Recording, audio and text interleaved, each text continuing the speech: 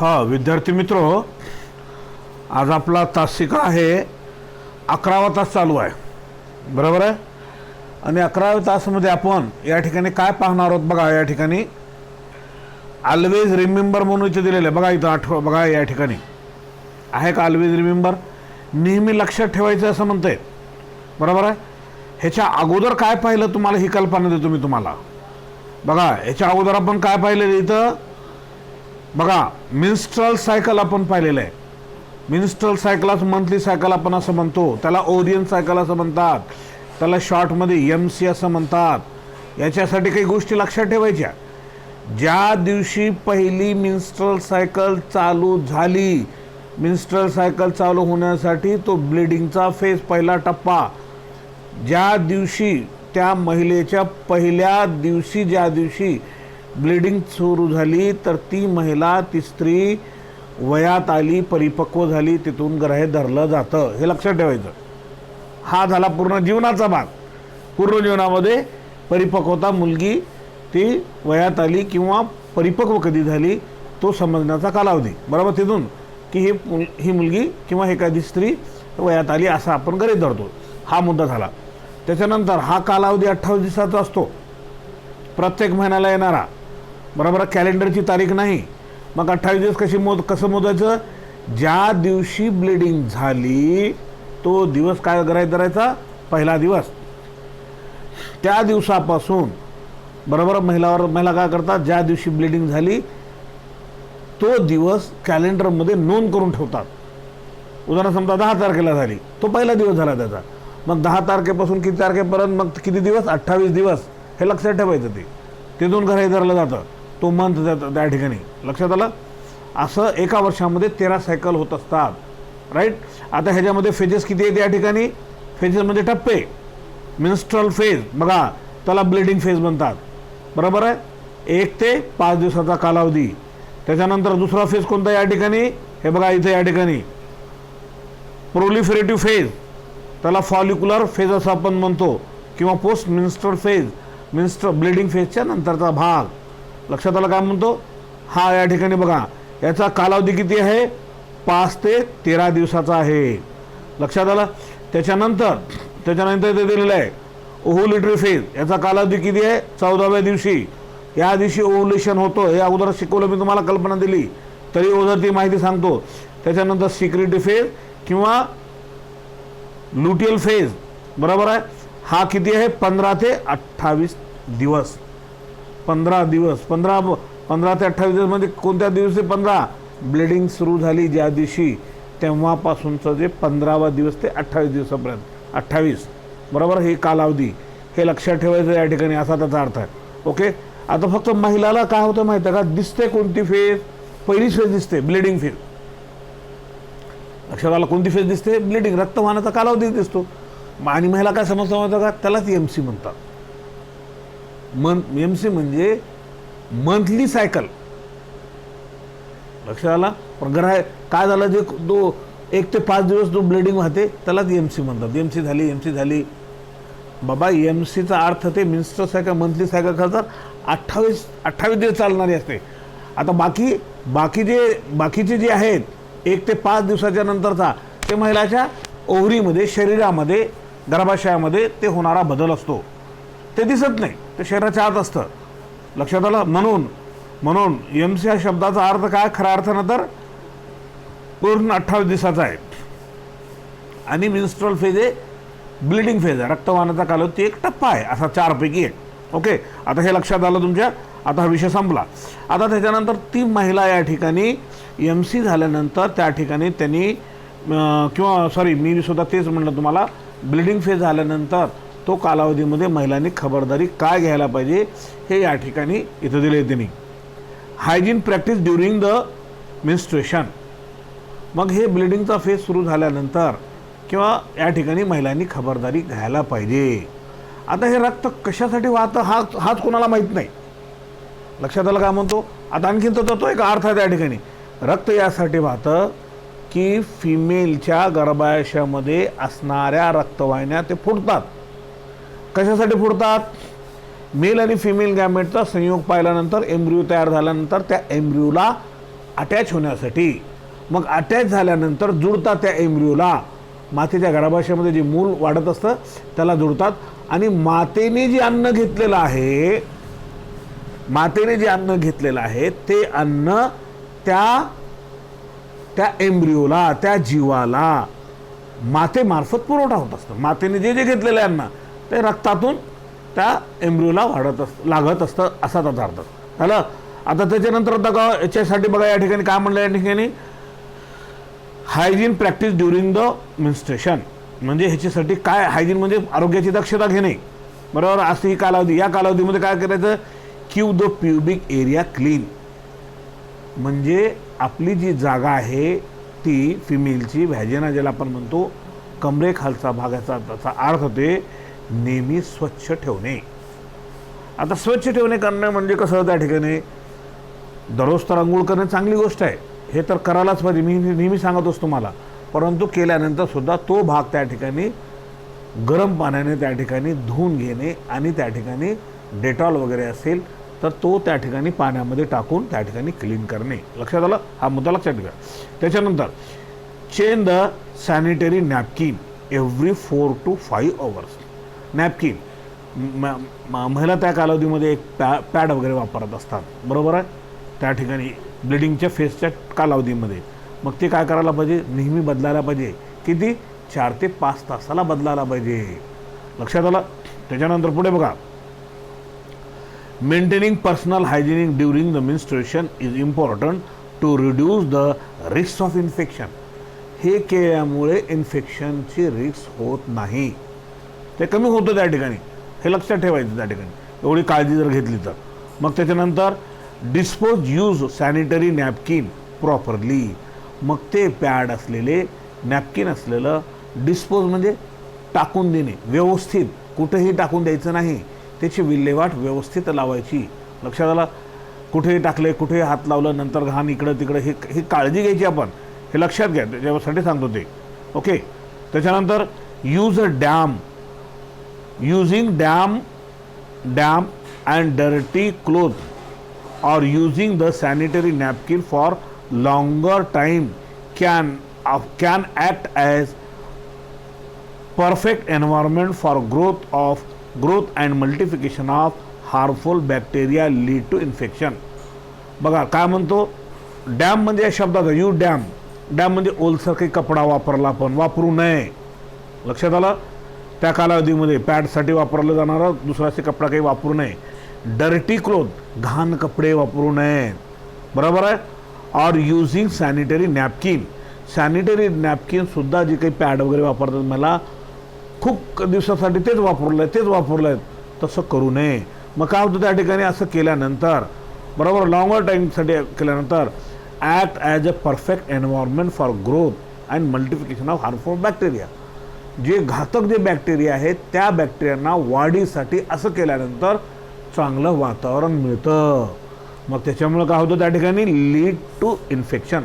मग त्या ठिकाणी इन्फेक्शन होऊन मातेच्या गर्भाशयामध्ये वेगवेगळे रोग जडतात. हे लक्षात ठेवायचं. ह्या साध्या साध्या गोष्टी आपण काळजी घ्यायची आणि लक्षात ठेवायचं.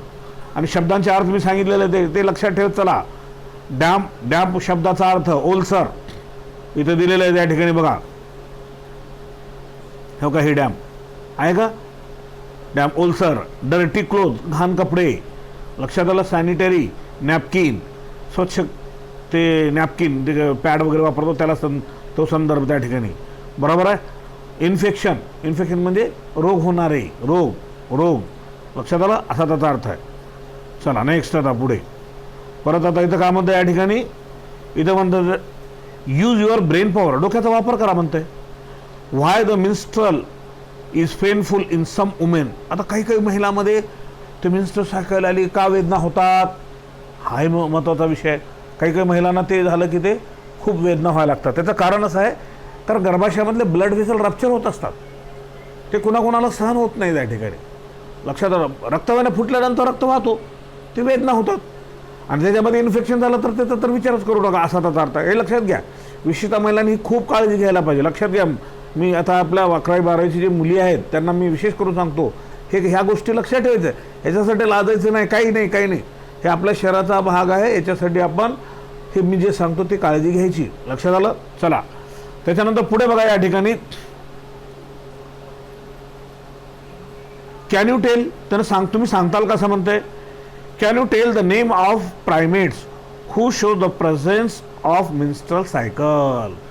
आता तुम्ही प्रायमेट्स हे ग्रुप, प्राण्यांच्या ग्रुपचं नाव आहे, ज्यामध्ये माणूस आहे, चिंपांजी आहे, गोरिला आहे, यांच्यामध्ये मेन्स्ट्रुअल सायकल होते.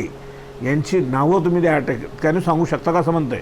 आत्ताच मी तुम्हाला सांगितलं काही नावं त्या ठिकाणी. ओके, त्याच्यानंतर आता पुढे बघा या ठिकाणी गॅमेटोजेनेसिस. गॅमेटोजेनेसिस, गॅमेट तयार होणे. लक्षात आला? आता गॅमेटोजेनेसिस म्हणजे गॅमेट, आता मेल आणि फिमेल गॅमेट तयार होणे. आता इथं या ठिकाणी कशा संदर्भ त्या ठिकाणी दिलेले गॅमेट्स या ठिकाणी बघा. The gametogenesis is the process of formation of gamete in sexually reproducing animal. जे सेक्सच्या द्वारे ॲनिमल तयार होत असतात त्यांच्यामध्ये गॅमेटोजेनेसिस होतो. The male gamete is sperm. आता मेलचं कोणतं गॅमेट आहे? स्पर्म आहे. And female gamete is ovum or egg cell. बघा, मेलचं कोणतं गॅमेट आहे? स्पर्म आहे, त्याला स्पर्मॅटोझोआ सुद्धा म्हणतात. आणि फिमेल गॅमेट कोणतं या ठिकाणी? Ovum or egg cell. हे लक्षात घ्या. The gametes are formed from primordial germ cell of gonad. बघा या ठिकाणी गोनॅड म्हणजे या ठिकाणी the gametes are formed from primordial germ cell. Germ cell म्हणजे टेस्टिस आहे, ओरी आहे. टेस्टिसमध्ये सेमिनिफेरस ट्युब्युल्स आहेत, बरोबर आहे. त्याची जर्मिनल इपिथेलियल सेलपासून तयार होणे ज्याला आपण म्हणतो. आणि या ठिकाणी फिमेलमध्ये ओव्हरीमध्ये जर्मिनल इपिथेलियल सेल्स आहेत, बरोबर. तुम्ही TS ऑफ ओव्हरी जर बघितलं आपण आकृतीमध्ये, ते बघितलं तर ते कुठे तर आकृतीमध्ये तुम्ही जाऊन बघा, बरोबर. तुम्ही आता आणखी बरं वाटलंच तर मी सांगतो तुम्हाला. आता बघा स्पर्मॅटोजेनेसिस. स्पर्म कुठे तयार होतात हे लक्षात घ्या. The process of formation of male gametes the sperm, त्याला स्पर्मॅटोझोआ असं म्हणतो, from the germinal epithelial of testis is called spermatogenesis. बरोबर आहे. हे कुठे आहेत? सेमिनिफेरस ट्युब्युल्स मध्ये आहेत. कोणते? Germinal epithelial cell. आता परत वाढलं तर मी तुम्हाला दाखवतो. टेस्टिस पर्यंत जाऊ आपण. चला खाली बरं आपण गेलेलं ते खाली बघू आपण ते. आता टेस्टिस कुठे आहे बघा, या ठिकाणी तुम्हाला दाखवतो. हे बघा, हे बघा आहे का? जर्मिनल इपिथेलियल सेल कुठे आहे बघा. बघा हे लक्षात घ्या. आता ह्याच्यावर तुम्ही लक्ष द्या ते सगळं पूर्णपणे. हां, हो का, हे जर्मिनल इपिथेलियल आहे का? हे TS ऑफ टेस्टिसचा भाग आहे. हे सेमिनिफेरस ट्युब्युल्स आहे ते. आणि सेमिनिफेरस, आता हे सगळं व्यवस्थित तुम्ही बघून घ्या. ह्याच्यावरच पूर्ण आता ते मी शिकवणारा तो भाग आता या ठिकाणी. हे बघा जर्मिनल इपिथेलियल सेल आहे. जर्मिनल कोणती? हे सेमिनिफेरस ट्युब्युल्स आहे, गोलाकार असलेली. मी अगोदर सुद्धा शिकवलं तुम्हाला, लक्षात घ्यायचं चला. हे बघा हे सेमिनिफेरस ट्युब्युल्स आहे, गोल आहे काही, पूर्ण गोल, बरोबर आहे. आता मी कटही करतो तुम्हाला. हां, सेमिनिफेरस ट्युब्युलच्या नंतर आता हे सेमिनिफेरस ट्युब्युलच्या सगळ्यात वरचे जर्मिनल इपिथेलियल सेल. आणि जर्मिनल इपिथेलियल सेलच्या खाली स्पर्मॅटोगोनिया, स्पर्मॅटोसाइट, स्पर्मॅटिड, नंतर हे स्पर्म. हे स्पर्म कुणाला अटॅच होऊ लागलेत बघा या ठिकाणी. हे सर्टोली सेल आहे. हे बघा इथं सर्टोली सेल आहे. काही सर्टोली सेल त्रिकोणी आकाराची आहे का? याला ह्या स्पर्मचा डोक्याचा भाग याला अटॅच होऊ लागलेत, बरोबर आहे. इथं सुद्धा अटॅच झालेत बघा, इथं या ठिकाणी आहेत का? शिफ्ट खाली दिसू लागले स्पर्मचे, डोक्याचा भाग अटॅच झालेला आहे का? तर हे स्पर्म हे सेमिनिफेरस ट्युब्युल्स, हे सर्टोली सेल या स्पर्मला काय करतात? अन्न पुरवठा करतात जिवंत राहण्यासाठी. कशामध्ये? सेमिनिफेरस ट्युब्युल्समध्ये. जोपर्यंत सेमिनिफेरस ट्युब्युल्समध्ये आहेत तर त्यांना अन्न पुरवठा केल्यामुळे त्या ठिकाणी ते जिवंत राहतात, त्याच्यामुळे त्यांची मूवमेंट होते. हे आकृती लक्षात ठेवा पूर्णपणे. आता हे पूर्ण आकृतीवरच आता सगळं पूर्ण मी भाग तिथं चालू आपण शिकवणार तुम्हाला. लक्षात आलं काय म्हणतो? चला आता मी आता या ठिकाणी कट करतो आणि आपण मेन मुद्द्याकडे आपल्या जाऊया. तिथे हा खेळ कुठला भाग कुठे घेतो आपण हे थोडं लक्षात ठेवा. चला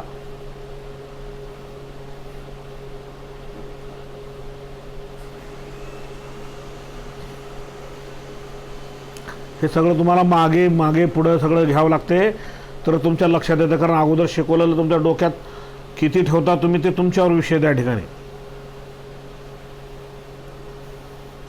हां, चला आता बघा, हे स्पर्मॅटोजेनेसिसचा आपण या ठिकाणी इथे भाग इथे आपण या ठिकाणी बघत होतो. या ठिकाणी लक्षात आलं. हे जर्मिनल इपिथिलियल परत एकदा वाचतो.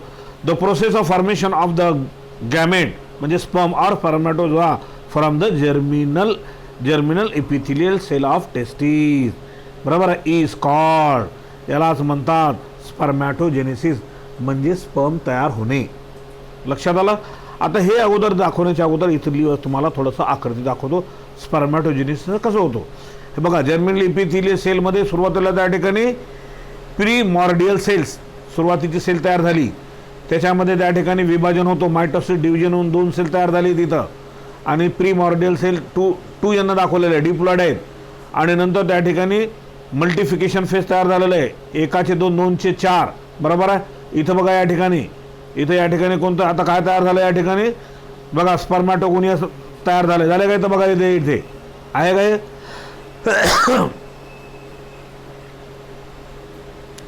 हां, स्पर्मॅटोगोनिया तयार झालं. हे बघा स्पर्मॅटोगोनिया. तुम्हाला मी सांगितलं जर्मिनल इपिथिलियल सेलमध्ये पेशी मायटोटिक डिव्हिजन झाल्यानंतर मल्टिफिकेशन झाल्यानंतर स्पर्मॅटोगोनिया तयार होतात खालच्या बाजूने मोठ्या असलेल्या सेल. मग त्याच्यामध्ये ते सेल का होतात या ठिकाणी मल्टिफिकेशन झाल्यानंतर त्याच्यापैकी एक अशी ग्रोथ होते, वाढते. हे बघा, ही वाढ झालेली आहे काय, वाढ झालेली. मग त्याच्यामध्ये हे प्रायमरी स्पर्मॅटोसाइट, पहिलं प्रायमरी स्पर्मॅटोसाइट आहे, त्याच्यामध्ये मिओसिस डिव्हिजन होतं. हे प्रायमरी oocyte या ठिकाणी 2 यांना दाखवलेले डिप्लॉइड आहे, बरोबर आहे. हे मिओसिस फर्स्ट, मग मिओसिस फर्स्ट डिव्हिजन झाल्यानंतर 2 पेशी तयार झाली तिथं या ठिकाणी बघा, आहे का, ह्या 2 पेशी तयार झाले की नाही, 2. मग त्याला आपण सेकंडरी स्पर्मॅटोसाइट, दुसरी स्पर्मॅटोसाइट तयार झाली. मग त्याच्यामध्ये एवढ्याच भागाला मायटोटिक डिव्हिजन झालेलं आहे, इथं बघा या ठिकाणी आहे का, इथं बाजूला दिले या ठिकाणी मायटोटिक डिव्हिजन. आणि नंतर कोणते झालेले आहेत, स्पर्मॅटोजेनेसिस. हे बघा, स्पर्मॅटोजेनेसिस म्हणजे स्पर्म तयार होणे झालेत का, आणि त्याला स्पर्मॅटोझोआ आपण असं म्हणतो. आणि एवढ्या भागाला या ठिकाणी काय थर्ड काय म्हणलेलं आहे, मॅच्युरेशन फेज, तिसरं मॅच्युरेशन फेज. अशा पद्धतीने या ठिकाणी काय होतात, स्पर्म तयार होतात. कुठे, जर्मिनल इपिथिलियल सेलमध्ये, कोणत्या, टेस्टिसच्या सेमिनिफरस ट्युब्युल्समध्ये, जे की मी तुम्हाला आता पूर्ण आणखीन मी दाखवलेलं आहे त्या ठिकाणी. झालं. आता त्याच्यानंतर आता हा भाग तुम्हाला मी या ठिकाणी काय करतो, इथं या ठिकाणी पूर्ण थोडंसं आता आणखीन दाखवतो रिवाइज करून. बघा हे आता बघा या ठिकाणी at the onset of puberty म्हणजे परिपक्व झाल्यानंतरच होतो, मेलमध्ये परिपक्वता आल्यानंतर. The hypothalamus begin the secretion of gonadotropin, gonadotropin hormone secrete to the release the hormone, त्याला हार्मोनला GnRH असं म्हणतात. मग full stop. It initiate the significant increase in the secretion of follicle stimulating hormone. हे फॉलिकल स्टिम्युलेटिंग कुठून आता ते ब्रेनमध्ये असणारं पिट्युटरी ग्लँड आहे, तिथे येऊन या ठिकाणी त्याला स्टिम्युलेट करतं, उत्तेजित करतं या ठिकाणी, विच इंड्यूस द स्पर्मॅटोजेनेसिस. मग हे स्पर्मॅटोजेनेसिस व्हायला लागतं असा त्याचा अर्थ आहे. ई seminiferous tubule is lined by a single layer of cuboidal epithelial cell. बघा, प्रत्येक सेमिनिफरस ट्युब्यूल टेस्टिसमध्ये गोल असलेले त्याच्यामध्ये जर्मिनल सेल, इपिथिलियल सेल, ते त्याच्यामध्ये मायटोटिक डिव्हिजन झाल्यानंतर क्युबायडल सेल त्याच्या खाली तयार होतात. मोठ्या सेल थोडंसं बघा क्यूब, चौकोनी आकाराचे होतात, बरोबर आहे, असा त्याचा अर्थ आहे. The cell of germinal epithelium undergoes spermatogenesis to produce the sperm. अशा पद्धतीने ते स्पर्मॅटोजेनेसिस स्पर्म तयार होतात. Process of spermatogenesis involve the 3 phases. 3 त्याचे टप्पे आहेत. आता 3 टप्पे त्या ठिकाणी बघा. Number 1 maturation phase, multiplication phase. Multiplication म्हणजे 1चे 2 होणे बघा त्याच्यामध्ये. नंतर ग्रोथ फेज आहे का, ग्रोथ फेज बघा इथं आकृतीमध्ये. आणि नंतर तिसरं कोणतं आहे, मॅच्युरेशन फेज आहे का, मॅच्युरेशन फेज इथं 3 दिलेले फेज. आता ते 3ही फेज आपण या ठिकाणी बघू. द प्रायमोर्डियल जर्म सेल म्हणजे 2N ऑफ 2N दाखवलेले डिप्लॉइड आहेत. Seminiferous tubules undergo repeated mitotic division to produce large number of spermatogonia. अनेक अशा प्रकारचे स्पर्मॅटोगोनिया तयार होतात, ते डिप्लॉइड असतात म्हणून 2n दाखवतात. हॅप्लॉइड जर असलं तर n दाखवतात. Is spermatogonium is diploid and with 46 chromosome. ते डिप्लॉइड असल्यामुळे डबल नंबर ऑफ क्रोमोझोम असल्यानंतर त्या ठिकाणी 46 क्रोमोझोम असतात, नाही तर सिंगल असेल तर 23 असतात. पुढे growth phase. Some of the spermatogonia stop dividing and grow in size to develop into primary spermatocytes 2n due to accumulation of food. त्याच्यामध्ये अन्न जमा झाल्यामुळे त्या ठिकाणी वाढतात. आता त्याच्यानंतर आता बघा मल्टिफिकेशन. मल्टिफिकेशनचा अर्थ काय या ठिकाणी? एकाचे 2 होणे, 2चे 4 होणे, अशा पद्धतीने ते वाढत जाणे. बरोबर आहे. त्याला मल्टिफिकेशन किंवा मॅच्युरेशन फेज असं आपण म्हणतो. मॅच्युरेशन म्हणजे परिपक्व होणे त्या ठिकाणी, असा त्याचा अर्थ आहे, परिपक्वता. It involve the mitotic or reduction division. Mitotic डिव्हिजनलाच रिडक्शन डिव्हिजन असं म्हणतात. The spermatocyte undergo first phase of mitotic division, त्यालाच आपण मिओसिस फर्स्ट आपण म्हणतो. Leading to formation of 2 haploid cell. आता इथं हॅप्लॉइड सेल इथे तयार झालेले आहेत. And haploid cell called as secondary spermatocyte. ते n दाखवलेलं आहे. बघा हॅप्लॉइड म्हणलं की n आलं त्या ठिकाणी, अर्ध्याला अर्धे, 2चे अर्धे म्हणजे 1 असा त्याचा अर्थ आहे. विच आर विथ 23 क्रोमोझोम्स इच. प्रत्येकाचे 23 क्रोमोझोम असतात आणि याचे डबल 2n म्हणलं तर डिप्लॉइड 46 असा त्याचा अर्थ आहे. पुढे बघा the secondary spermatocyte undergoes second phase of mitotic division. बरोबर आहे. मिओटिक डिव्हिजन कंसामध्ये meiosis second to produce the 4 haploid spermatid. नंतर 4 स्पर्मॅटिड स्पर्मचे तुकडे तयार होतात असा त्याचा अर्थ आहे. The spermatid is non motile. ज्यावेळेस स्पर्मचे तुकडे ज्याला आपण म्हणतो ते कसे असतात? नॉन मोटाईल म्हणजे मुवमेंट होत नाही, काय नाही, नॉन फंक्शनल, काहीच काम करत नाही. बरोबर, स्थिर असल्यासारखे असतात. मग नंतर होतात त्या ठिकाणी it gets transfer into a functional spermatozoa. नंतर त्याचं रूपांतर काम करणाऱ्या स्पर्मॅटोझोआमध्ये रूपांतरित होतो by the process called as spermatogenesis. ज्यावेळेस स्पर्मॅटोजेनेसिस प्रक्रिया झाली त्यावेळेस ड्युरिंग दिस प्रोसेस चेंज होतो त्या ठिकाणी. Spermatid remain held to each other and to Sertoli cell by cytoplasmic bridge. आता सायटोप्लाझ्मिक ब्रिज म्हणजे कोणाला अटॅच होतात त्या ठिकाणी? सर्टुली सेलला. आकृतीमध्ये मी तुम्हाला दाखवले सर्टुली सेलला स्पर्म कसे अटॅच झाले ते लक्षात आलं. आणि सायटोप्लाझ्मिक ब्रिज आणि एकाच्या मध्ये इकडं आणि तिकडं त्या ठिकाणी काय आहे? ब्रिज असल्यासारखं आहे. बरोबर आहे का? इकडून तिकडं जाण्यासाठी त्या ठिकाणी असा त्याचा अर्थ आहे मध्ये. मग त्या द स्पर्म बघा इथे त्या ठिकाणी सांगतो the sperm head remain attached to Sertoli cell. बघा स्पर्मचं डोकं कुणाला? सर्टुली सेलला नेहमी अटॅच असतो. आकृतीमध्ये दाखवलेलं आहे. Their tail hanging in lumen of seminiferous tubule. Seminiferous ट्यूब्यूलमध्ये लुमेन म्हणजे मोकळी जागा मधली डोकं अटॅच असतं आणि शेपटाचा भाग त्या ठिकाणी स्पर्मचा रिमेन कसा होतो? मोकळा राहतो. During the spermatogenesis length of spermatid increase. याच्यामुळे कशाची लेंथ वाढते? स्पर्मची लेंथ वाढते. याच वेळेमध्ये centriole are rearranged as a primary and distal centriole. Mitochondria become spirally coiled and acrosome is formed from Golgi complex. आता त्याच्यामध्ये मायटोकॉन्ड्रिया कुठं तयार होतो? आता इथं आकृती आहे स्पर्मची. आकृतीमध्ये इथं बघा मायटोकॉन्ड्रिया आणि नंतर कोणतं त्या ठिकाणी हे स्पायरली अरेंज होत असतो. आणि प्रायमरी अँड डिस्टल सेंट्रिओल आकृतीमध्ये बघा प्रायमोडियल सेंट्रल आणि डिस्टल सेंट्रल ही स्पर्मची आकृती आहे. आता मी नंतरच्या तासिकेमध्ये इथे घेणार आहे. इथे आपण स्टॉप करू कारण तुमचा व्हिडिओ ह्याच्यापेक्षा मोठा जास्त जाणार नाही म्हणून आपण इथे